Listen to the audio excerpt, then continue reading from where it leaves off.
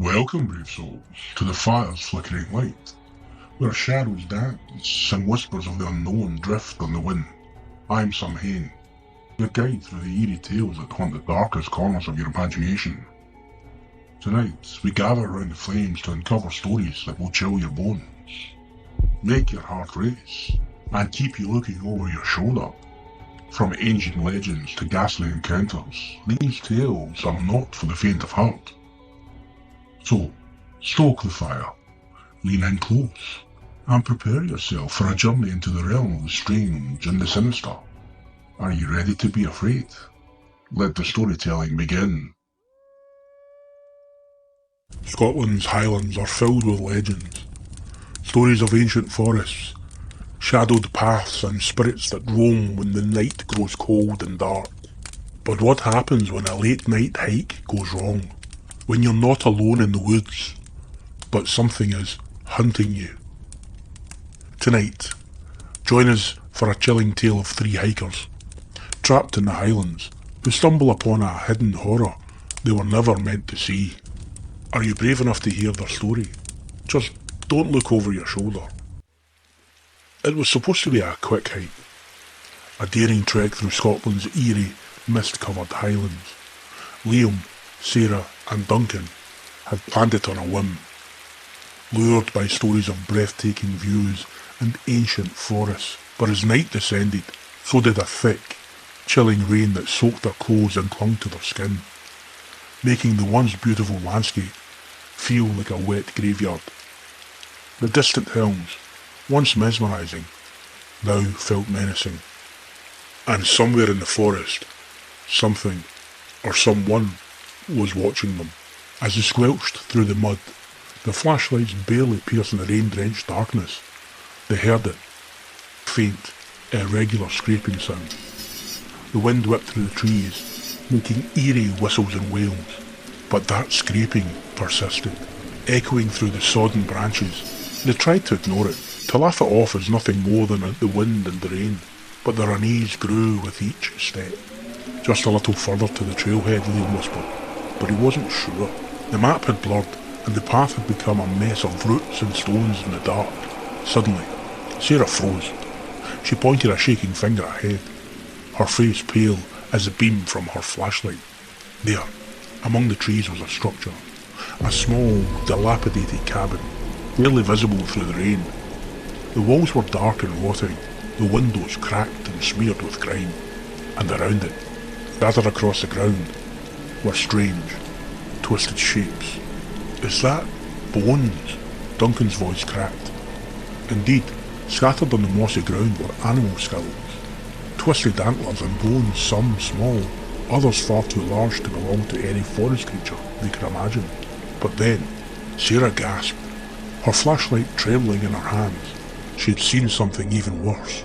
A figure, barely illuminated by their flickering lights, was hunched beside the cabin. It was dressed in rags, its back to them, but they could see that it was busy, carving something. A long, serrated knife glistened in his hand, and as it hacked at a bundle on the ground, Liam realised with a sickening dread that it was no animal. He choked back a scream as the figure paused, tilting its head as if sensing their presence. It stood slowly, clutching the knife, and turned to face them. Its face was obscured by a ragged hood, and what skin they could see was deathly pale, streaked with dried mud and something far darker. Hollow, haunting eyes glinted from beneath the hood. "Run!" Sarah screamed, and they bolted, crashing through the underbrush, tripping on roots and skidding down muddy slopes. The rain lashed at their faces, blinding them, but they could still hear the scrape and the crunch of the footsteps behind them. Steady, relentless. The figure was following, moving impossibly fast, its breath a harsh rasp in the night air. Branches clawed at their skin as they scrambled through the darkness, adrenaline the only thing keeping them upright. They twisted and turned, hoping to lose their pursuer in the forest maze. But the footsteps never faded. In fact, they seemed to be getting closer. Duncan stumbled, falling face first into the mud, and as he pushed himself up, he screamed a wet, choking scream as a hand clamped down on his ankle.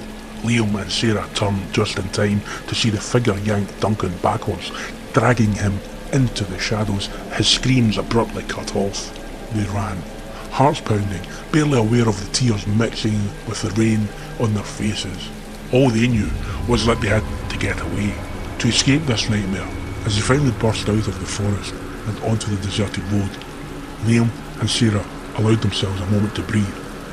Their chests heaved as they looked around, desperate to see any sign of civilization. But the road stretched on into the darkness, lifeless and silent. Only the rain and the distant whistling of trees filled the air. Where is he?" whispered Sarah, casting a glance over her shoulder, eyes wide with terror. There was no sign of the figure, no shadow moving between the trees, no scraping sound on the damp earth, just endless, soaking night. But they knew better than to linger. "Let's go," Liam gasped, clutching her hand and urging her forward. They stumbled along the road, hoping it would lead them to safety. But as they walked, strange details began to surface, things they hadn't noticed in the frenzy of their escape. Every 100 yards or so, twisted branches arched overhead, forming shapes almost like faces. Hollow eyes and gaping mouths seemed to leer at them from the shadows, as if the forest itself had morphed and trapped them within. The rain turned icy, biting through their soaked clothes, and every time they glanced behind them, they could almost swear they saw a faint shadow lurking in the distance, just out of reach. Suddenly, Sarah tugged on Liam's arm, pointing ahead with trembling fingers. There, barely visible in the rain, a flickering light appeared, a faint golden glow coming from the building by the side of the road. It looked like an old inn or tavern, half hidden behind the crumbling stone wall. Its windows glowed warmly, an almost surreal sight in the midst of the cold, dreary night. "Maybe they can help us," Sarah said, voice breaking with hope. They hurried toward it, eager to leave the nightmare behind. As they pushed open the heavy wooden door, they were greeted by a wave of warm air and the scent of wood smoke. The room was dimly lit by a roaring fire and a few scattered candles casting long shadows that seemed to dance across the worn floorboards. At the bar, an elderly man looked up, his eyes narrow and suspicious. We need help," Liam stammered, clutching Sarah's arms for support. "There's something out there, a man, or something, chasing us. He took our friend." The man's face twisted into a grimace, but he said nothing.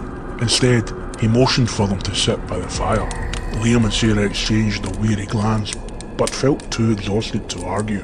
They slumped into 2 armchairs, shivering and watching the door, half expecting the figure to burst through at any moment. The elderly man poured 2 cups of something dark and steaming, setting them down with a nod. "Drink up. You'll need your strength," he muttered. They sipped the hot liquid, feeling a strange warmth spread through their bodies, calming their shivers. The room grew quiet, almost serene, and for a brief moment they dared to believe they were safe. But as they glanced around, they noticed something strange about the patrons scattered throughout the inn.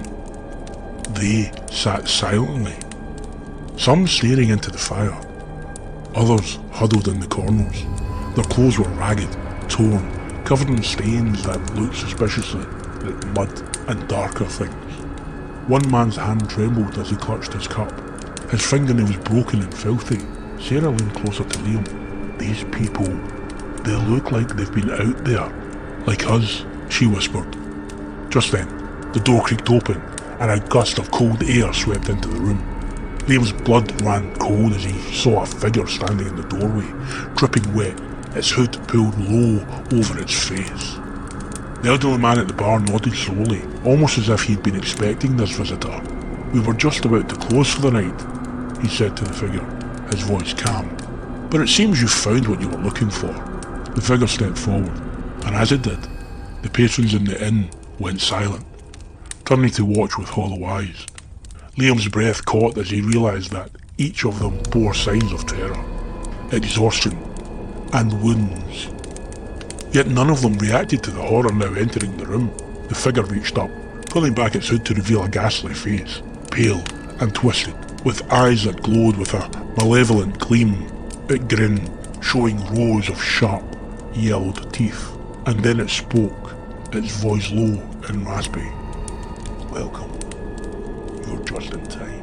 Before Liam and Sarah could react, the patrons began to rise, their movements slow and unnatural, their eyes gleamed with the same lifeless light as the figures, but their mouths twisted into eerie, vacant smiles. They realised, too late, that the inn wasn't a refuge. It was a trap. And so, the legend of the Highland Stalker lives on, lurking in the shadows of Scotland's ancient forests, waiting for those who stray too far from the path. Some say those hikers were never seen again, while others whisper that they joined the inn's special guests, forever caught between this world and the next. Did you enjoy this story? If it sent a chill down your spine, don't forget to like and subscribe for more tales that keep you up at night, and let us know in the comments.